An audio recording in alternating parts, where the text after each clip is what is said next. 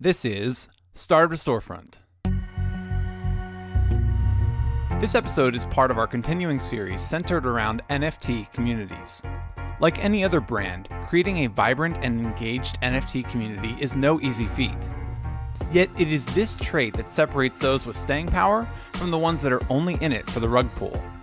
It requires management, moderators, and members to be aligned and in constant communication.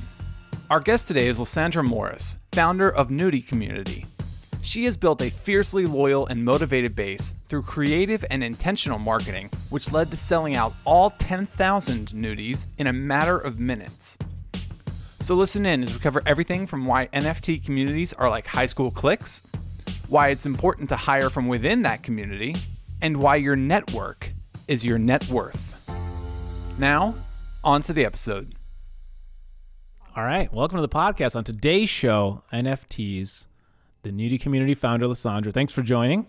Thanks for having me. I'm super excited to be here. So here in the room today, we have Lexi, Owen, myself. Obviously, we all are Nudie Community holders. I think there's like 11 that we hold between us. So thanks. Like, we're just fans. And it's the best for people who don't know about the NFT community. I'm a startup investor. And so as an investor, what ends up happening is like you're really betting on the person and where you think they're going to go. But you're never invited to like a Discord channel. People don't know what Discord is. It's like a Slack channel or just like a text message for the company. But in the NFT land, it's full transparency. You have 10,000, 20,000, 30,000 people that if they're unhappy, you'll find out pretty quickly. Oh, yes. And the roadmap is there and you know who the founders are. And so you're like examining like, oh, what did this person do? This person, this person. And so there's a lot of information and transparency instantly. You also realize if the project's going to flop pretty quickly, or at least the feeling of flop could happen quickly. Let's take me back to the beginning. What made you want to get into NFTs? So I actually got rugged, and that's how I got into NFTs. So Tell people what rugged means. We have entrepreneurship community, maybe new to the term. So rugged pretty much means you get the carpet pulled out from under you. You think that this project is going to be something great, and then either after mint or something happens and the rug just gets pulled. So you kind of get, I don't know. You lose your money. Yeah, you lose your money. Scam might be a word to put with it, but it just depends on the community. So I was seeing a bunch of influencers and people posting about NFTs about 8 months ago, well, a year ago probably now, and I was having FOMO.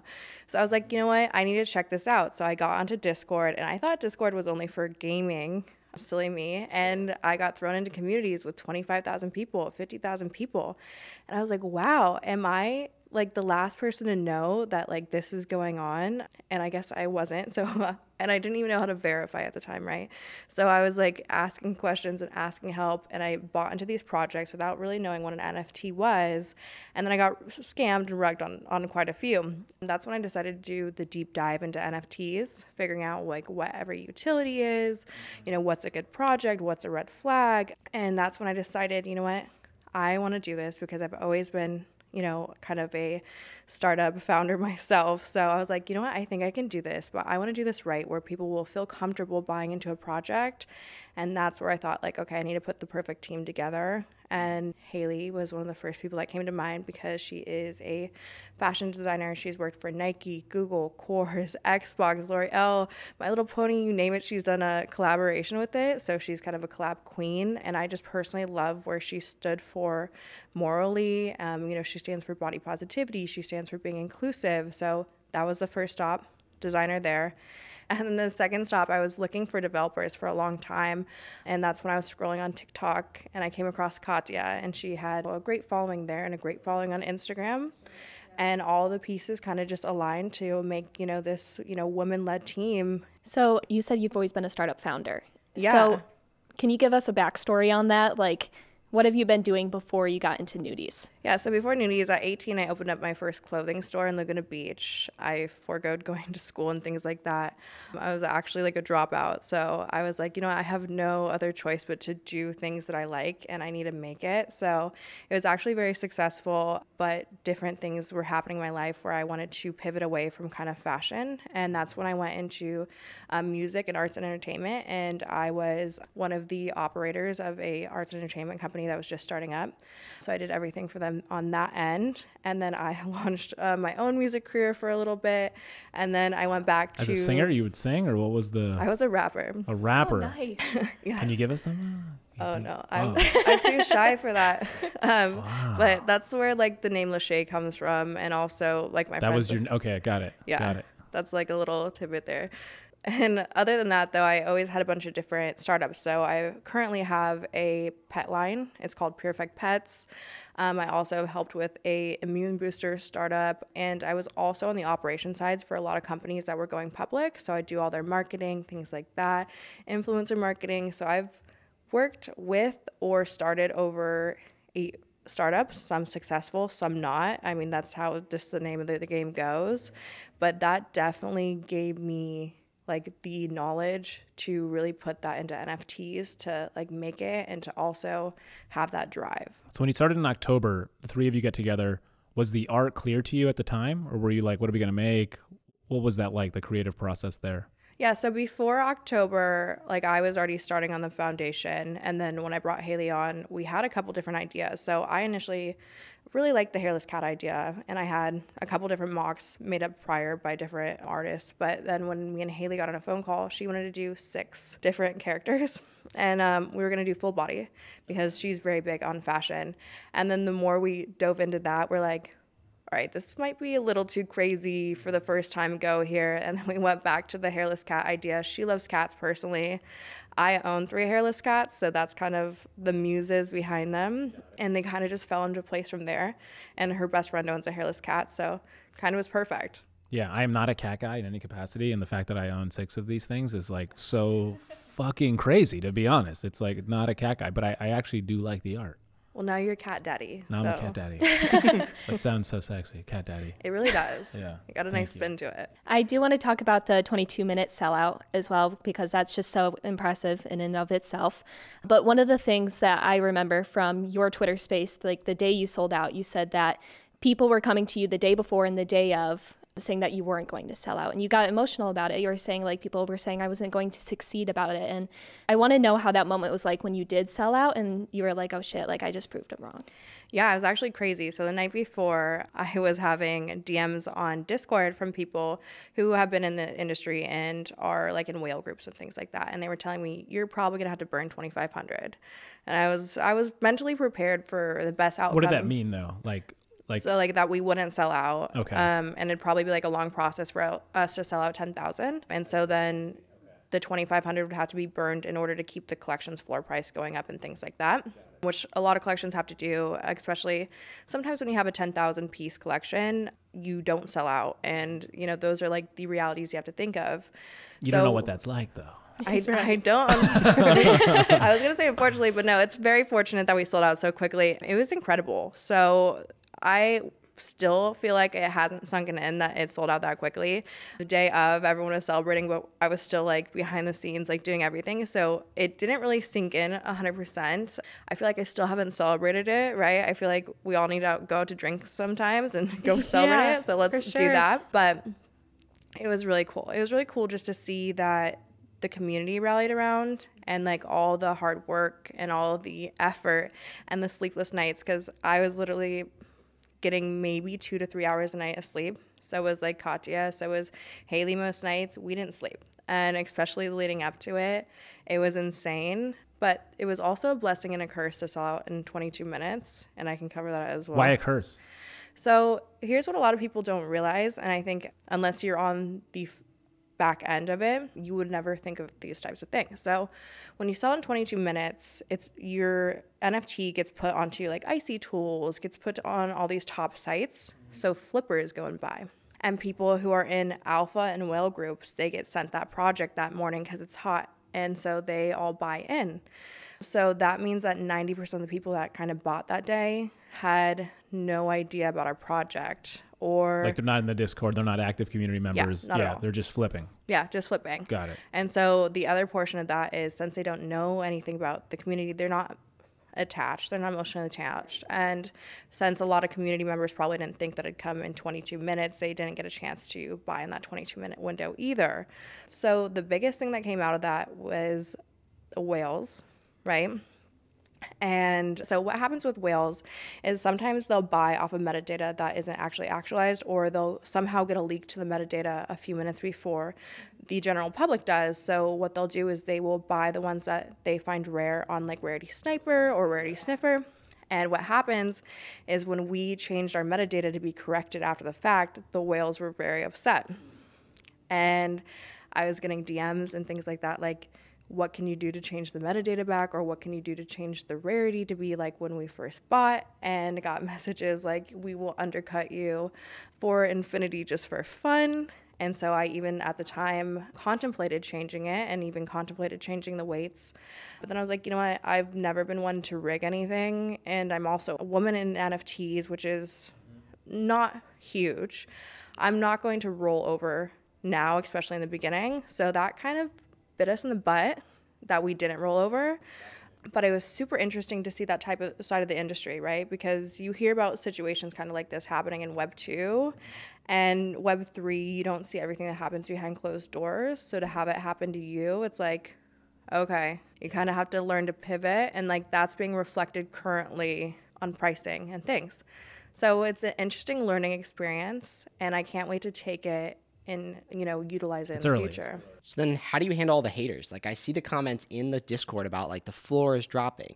Like, how do you respond, and like how do you feel confident in your project continuing to go forward watching that? Exactly. So those comments can be very discouraging, especially when you personally put like I said, the long hours, the blood, sweat, and tears in, and you are fully doxxed when other, you know, founders, they're not. And when those comments happen, they leave, right? And they leave with the money. I just love the nudies, right? I'm so passionate about it. It's like what gets me up in the morning. It drives me to do better, not only for the community, but for myself. So when I see comments like that, it definitely at times like hits home. But I have to remember that everything that I'm doing is for the greater good of the community as a whole. And in business, you can't always please everyone. And that's something that I feel like was the hardest realization, because for the first 2 weeks after launching, I was trying to please everyone. And I was trying to, you know, bounce back and forth and do that. And then I realized, like, in order for this to be successful, I can't do that. It's so difficult. Yeah. And you have to treat, you know, your community like a business, because technically everyone who bought in is an investor. That's at least my opinion on it.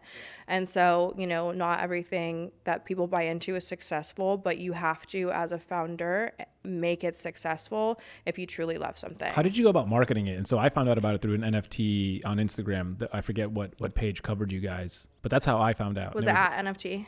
Probably. And it seemed like the Discord went nuts after that. It did. It went insane.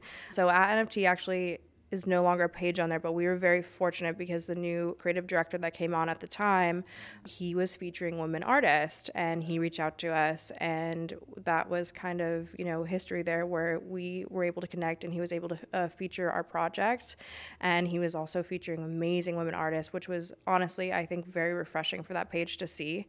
And I think that's very awesome for people to see that was lacking in the industry. So we were very grateful. His name is Jeremy Fall. He actually has a page now called Probably Nothing. And on Twitter. He's in that one. Yeah, Probably Nothing. And I love it because it's so educational. Great name, by the way. That's an epic name. Epic grab. Yeah. I think that page is awesome, and I can't wait to see that page grow because it's just super refreshing for the NFT community. So he left and started his own thing, or is he still with the NFT? The NFT page, I'm not quite sure what's going on with it now, but I know before like that ended, that's like his own thing. I'll say this much: the NFT page doesn't always do research that deeply, and so I think sometimes it's like hit or miss, and it's problematic. I think when you're trying to be like at NFT as an example, and you're not doing your research on the projects.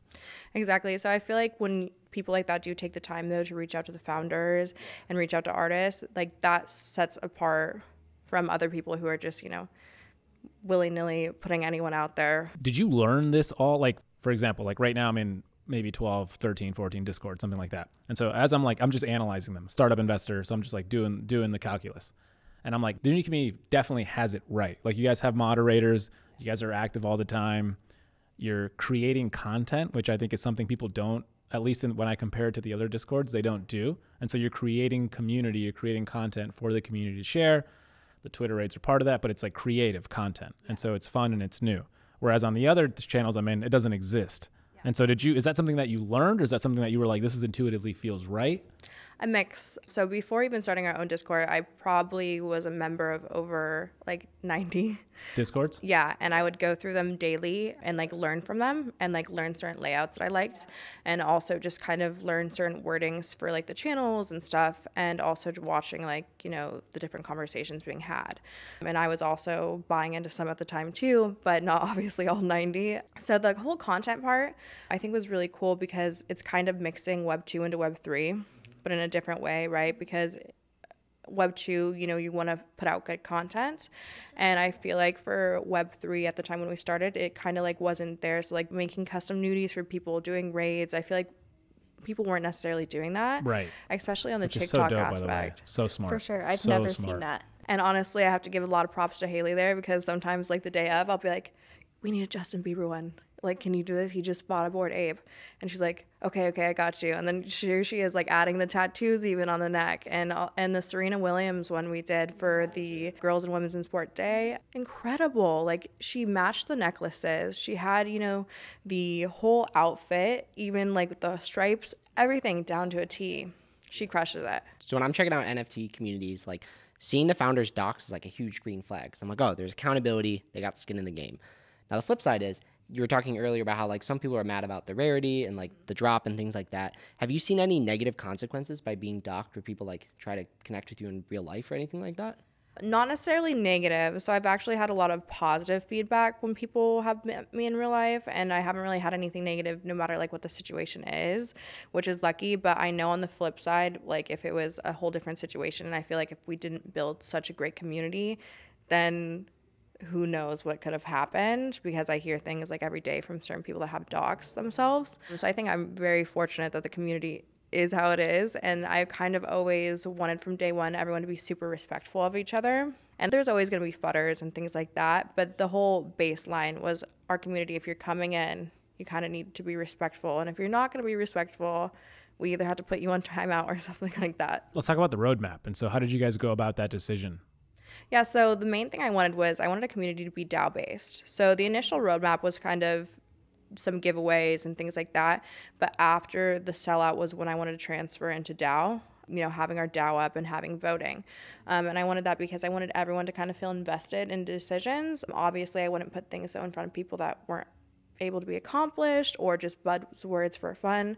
I always have to like research things and like make sure the team or add more members on, like team members on, before we accomplish certain things. So our first DAO vote was merging into the metaverse. Yeah. How many people voted, like percentage wise? I'll have to double check, but I believe it was over 700 people voted. Okay. Which is good, but it also shows you, right? There's Yeah. like the core community members. Right. And then there's the people who like either have it, like set it and forget it, or the flippers in it. So it was really cool to do that. But the base, you know, roadmap, we've pretty much accomplished everything. We actually have some billboard campaigns that didn't get approved, like the New York Times Square He one. won. I was the winner of the billboard. Oh, were you really? He Yeah, was. yeah. Yeah. That's crazy. Isn't So I'd that love to hear crazy? like what ended up going down. Like you guys got it and then it didn't work. Because I know like For people who nudies- don't know, just describe it. So for people who don't know, part of the roadmap is we were going to get a billboard in Times Square to promote the community. So we had a competition where we all could submit designs to design the billboard.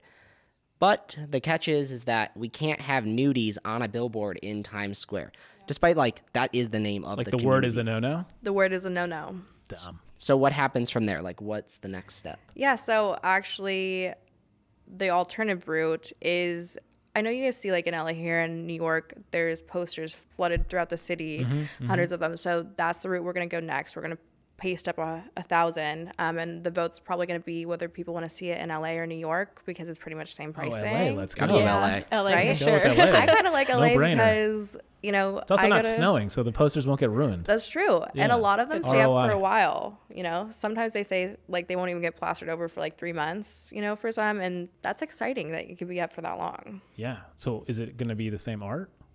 I think I might have to have you do the art. Love for it, the love to poster. hear it. He was so excited. It Yeah, was- okay. I'm going to have you do that, because the posters, we have full creative freedom. You can put anything on them. The billboard in New York, we got not approved by multiple landlords for the word nudie, which was surprising. And I thought about, yeah, maybe foregoing it, but then that's the whole part of it. Like, who's going to know the name? Or I couldn't even do a very small @nudie community for like Twitter. They wouldn't even let me do that. And they were even kind of being picky about the scan code to pull up to certain things. So I was like, okay, it's not going to work out. What I love about what you're doing too is that you're also like hiring people from the community. Like you're hiring people from the Discord. And so Yeah. where did, like, genius idea, by the way, like that's so good. You just hired 2 people? I Right? did, yeah. Okay. So we just hired 2 community managers, and one of them was actually directly somebody that was from the Discord there and the community, which is super cool because they give the community's perspective, right? So they're people that I noticed were very active, and she would come onto Twitter Spaces and she would participate and also be there during the day in the Discord. So she was kind of a perfect fit, and she also, you know, has already related to the community. She's, you know, been in talks of like where their concerns is or questions are or comments. So it's kind of like a perfect integration there. And then going forward, I want to hire as many people from the community first as possible because we put up a hiring nudies page. And after going through it, you realize how many talented people lie within your community, which is absolutely incredible. So if I can hire within there, like, why not? You know? Yeah, that's why you're here right now. In Right? fact. Yeah. So many cool people, so many fans. And you guys are absolutely incredible. Like, Thank you.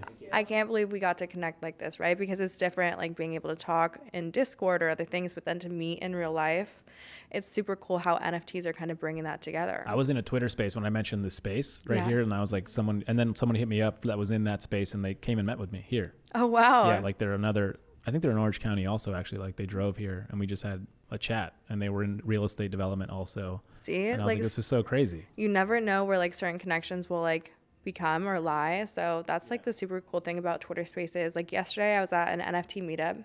You guys should go. They have it every Thursday at the coffee shop here in Venice Beach, and it's part of the Crypto Venetians community. And then they also every single week do like a art gallery after, and also like an alpha educational thing. So it's super cool to go to those because, you know, there's normally like 40 to 50 people that show up every week, and everyone, you know, is either you've met them before somehow on a Twitter space, or, you know, just meeting them for the first time in real life. And it's just really cool to see these in real life events go down too. Yeah. What's like your biggest hope that happens between now and let's say May for the nudie community? For the nudie community, I have a lot of cool things coming. So Drop it. Let's go. Let's drop it. Let's drop it. So we have had a companion collection, Oh. and I'll give a little bit of like okay. little bit of a secret. So there was something that was in the original promo banner, right? A character in there, and they did not get added to the collection. So we are utilizing them in a different way for the companion collection. So that's going to be really exciting. And what I want to integrate is if you own a companion and if you own a nudie, you'll be able to breed them. Oh, No way. wow. I'm in. Yeah, for sure. That's so exciting. So I think people will be really exciting for that. And then me and Haley, after, you know, this week or even this month, it's been absolutely insane how many rugs that are happening, even like the day before mint, things that are coming out. We've always kind of had an idea of like what the future of NFTs would look like, and we want to be involved in it long term, not only with the nudies, like the nudies is going to be here to stay, but we came together, me and Haley, and decided to make a lab. So it's called the Outlier Labs because, as you know, like outlier is somebody who's like detached from the rest, and that's kind of fits with decentralization, right? You're detached from the rest. And also we wanted to be different than everyone, so that's rugging everyone. So I'm going to be, you know, the president of it. We have Haley, who's going to be the creative director. And then I brought in people from real life business world. So I have a CFO who's actually a CEO of a public company. And then I brought in a bunch of lawyers to be the advisors, and I have a bunch of other cool people on the software side for advisors. So we'll put like some more drops and tidbits about that soon, but it's really cool because you'll be able to buy anything from this lab or invest in anything from this lab and know you're not going to get rugged. Like, these are people that sit on SEC, you know, approved public companies. They're not going to rug you. You know, we have a project already out that, you know, we've showed that so far, you know, we've been somebody to trust, and we want to continue on that trust with the nudie community. And This is a real issue. You're really trying to solve the rugging issue. Kind of am Yeah, here. you're like on a mission. I am, and I want to be in an incubator eventually. So eventually other Like people. you want to create your own incubator? Yeah, so okay. the labs will eventually be an incubator. So if somebody else has a Okay. project but they don't have funding, or it's like some sort of idea like that, we have people that are ready to invest, and us personally are ready to invest to, you know, help you build out your concept. And everyone's going to be, you know, The fully Y vetted, Combinator fully of doxed. NFT land. That's so That's fascinating. incredible. And the nudies will always kind of be a skeleton key. So if you own a nudie, then you're always going to have access to whitelist spots or discounts or certain things like that for anything that would come out of the lab. So that's going to be super exciting. I love all the art that you guys are featuring, like all the other women art that you've been featuring recently on Twitter. Epic art. Like, I think for me, the thing is, like, I want to like the art. That starts, it sounds kind of like from a startup perspective, if I'm investing in a company, the art doesn't matter, the product matters and the founder matters. But when it comes to the NFTs, like, I really want to like the art. That's key, That's for key. sure. I feel like one of the main things when buying into a project, you have to like the art, because whether something goes right or wrong, at the end of the day, it's going to still sit in your wallet. You got the art, yeah. And exactly. you have the art. And I have so many pieces that sit in my wallet, but I like the art, so I'm happy with it. And you also have to be, very careful about the team and the roadmap and things like that. You always have to do your own research and never like buy out of FOMO. Like, I've made that mistake. I'm sure maybe some of us in this room have made that mistake, right?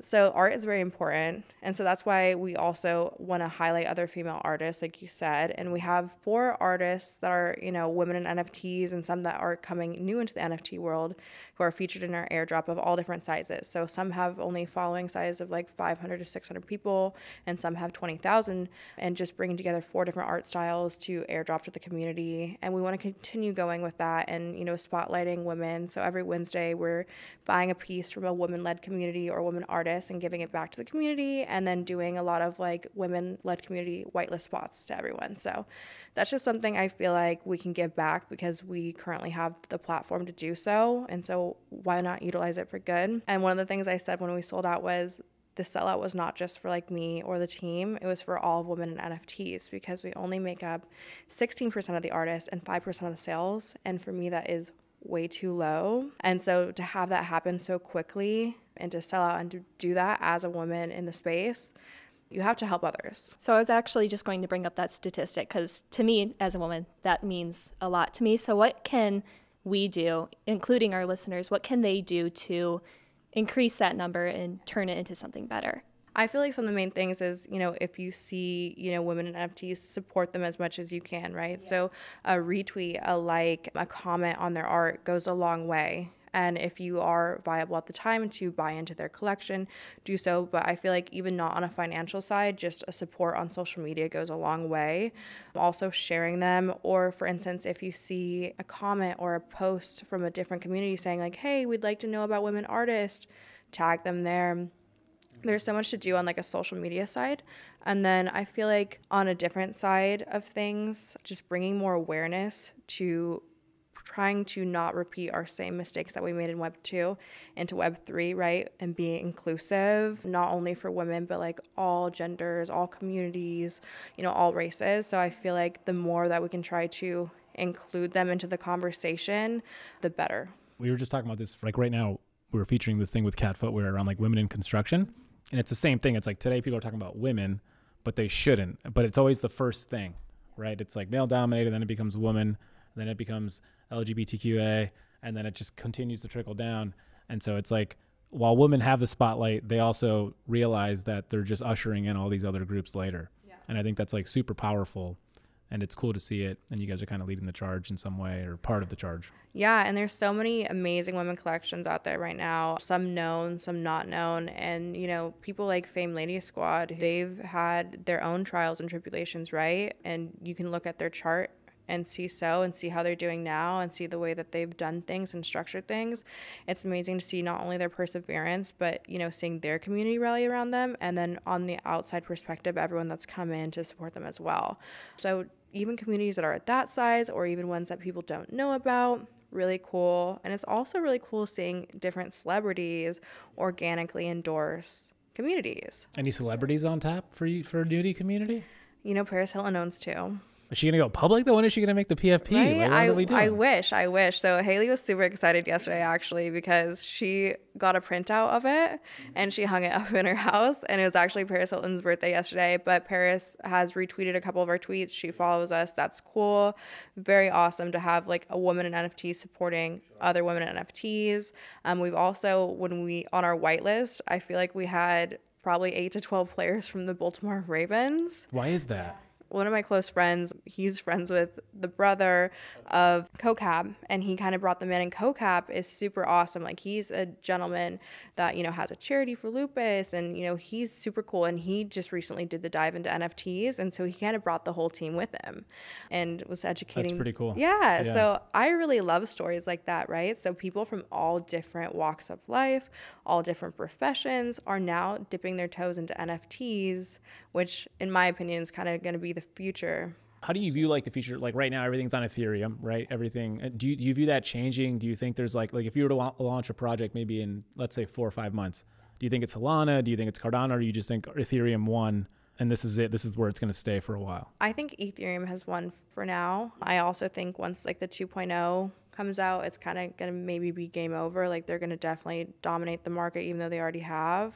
I think that there's going to be, you know, some altcoins and stuff like that, or Solana, that, you know, is definitely going to be a front runner for people who like that platform. And I think that a lot of people currently are sleeping on Solana, myself included, because I know some people that just only buy Solana projects, or they're now dipping into Solana and they're going crazy over there and they're doing very well. So I think ETH and Solana probably will be the main ones. I just bought Claymates, Clay Nation, which is a Cardano. It's kind of like a Cardano blue chip. Yeah.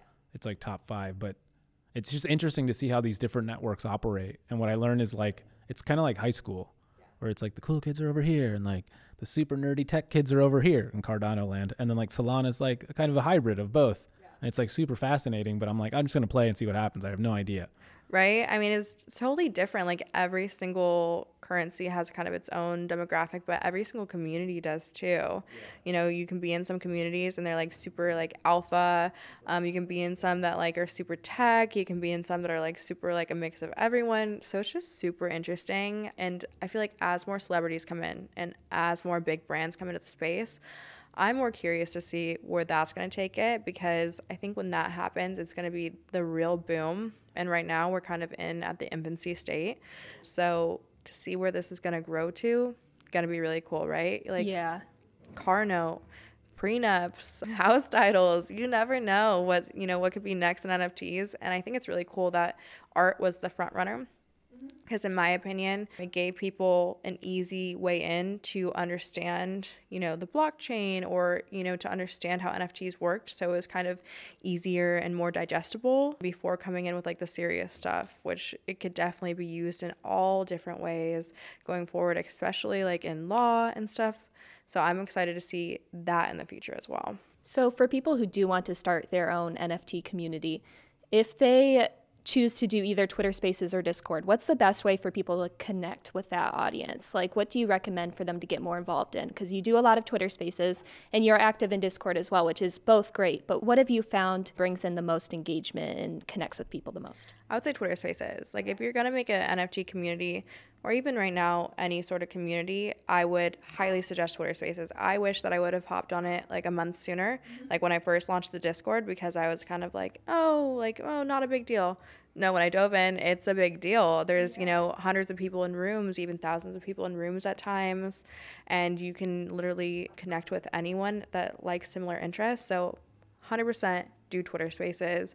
And even if you're not opening up your own, go into others, because the biggest thing that I've probably said so far too when people ask is, I believe your network is your net worth in NFTs and in, you know, Web3. So it's all about who you can align yourself with and also who you can meet. And that's what really benefits you at the end of the day, is those, you know, connections that you make. One thing Diego always talks about is like, once you change your profile picture on Twitter to whatever NFT community, seeing how many people follow you on Twitter in like such a short span of time is like an easy way to measure like how loyal and like dedicated that community is. And like the nudie community was like insane. In like 24 hours, like hundreds of followers. Like, whoa. I mean, it's insane. Like, it must surprise you, I imagine, how quickly it happened, right? Oh yeah, it was very quick.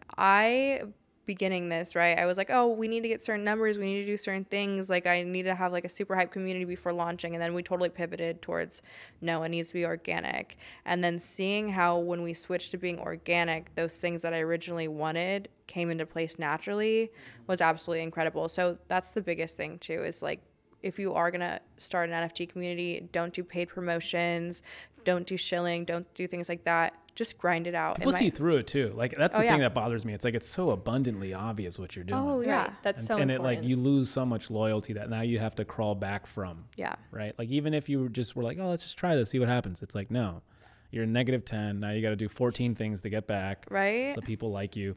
Anything we should know? Anything you want to like tease up maybe, or anything we missed and didn't ask you? Okay, we do have a really exciting collection launching, but I'm not going to share too many details about it. But Haley's on board with it, and it's actually going to be a 3D collection. It's not connected to the nudies, but like I said, nudies will be like a skeleton key that will always have whitelist spots. And what we're going to be doing is we're going to do really big billboard campaigns here in LA. We're going to wrap some buildings. We're going to actually have an in real life pop-up store for it, where we're hoping to do like a live mint for some people there as well.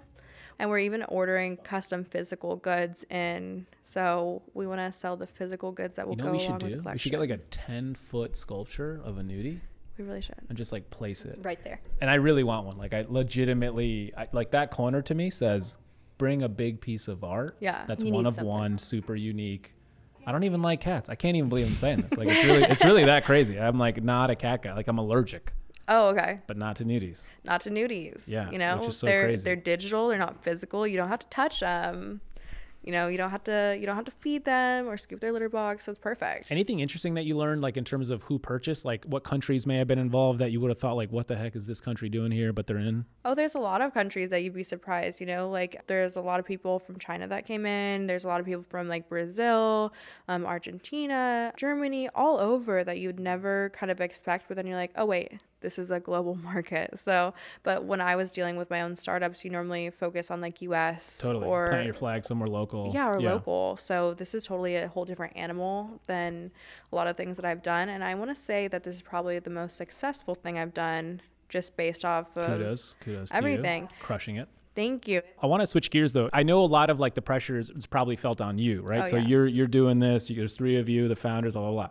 At the end of the day, the community has a real responsibility to make the project successful too, right? Yeah. And so from your perspective, like pure empowerment mode, what can the community do to like take this project to the next level? You know what I'm saying? Yeah. Because they have a real power They really outside of do. the voting.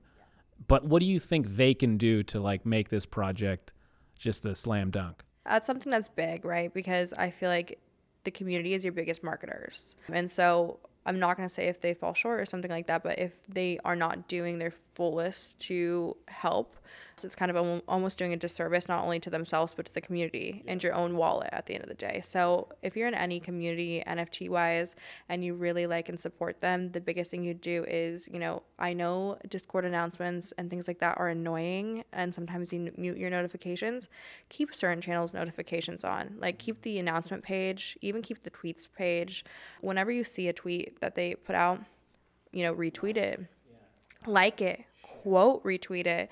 Every single time you see an Instagram thing, like it. If you can, put it on your story. If you don't want to, aesthetically, I get it. Don't have to. Put a comment. If I say buck it, do it. Right? Yeah, Just be just go for shameless it. about it. I I'm say- an investor in Ouroboros. I'm sitting right here on purpose. Oh, I love it. Delicious Best water in the By the game. way, shameless plug, best water in the game. So good. But you know, I think that's right. Like shamelessly promote it's because at the end of the day, as an investor, there's a reason it's on the table, right? If you're an investor in the community, you should be putting that everywhere. Yeah, if you're 100% dedicated into something and you absolutely love it, you have to kind of be shameless. I mean, I was Totally. shameless about, you know, all You're the wearing Twitter your shirt, spaces. yeah. I'm, you know, wearing this. I was about to actually wear the full sweatsuit today, but I thought it was borderline too much, but I probably should have. You know, if you really believe in something, you have to like go full force into it. And if momentum dies on certain things like that, like if retweets go down or likes go down, that ultimately can be changed by just the community coming forth. Or even if there's a Twitter space, if you can pop in for 5 minutes, little things like that. Or, you know, wearing your PFP, if you see a TikTok, like, save, send it to somebody because the algorithm sees that. So you kind of have to do the most if you want to see You got to it go as pet far. the algorithm. You have to, especially like Twitter and things. Takes a lot of work. It does, and being like consistent with it too. One thing that I think is super cool about the community is you guys have a VR app, so you can see your nudies in real life. How did you guys get the idea to do that, and like what made you decide to launch the app even before the mint? Yeah, so the biggest thing is I wanted to have a utility before mint. So I was looking into different developers at the time that could do that. So I hired somebody to make the app for me, which was super awesome. And they were able to whip it out within like a couple weeks, but then approval time was a couple weeks too. But I knew I wanted to have it out before mint. So to have that out was absolutely incredible.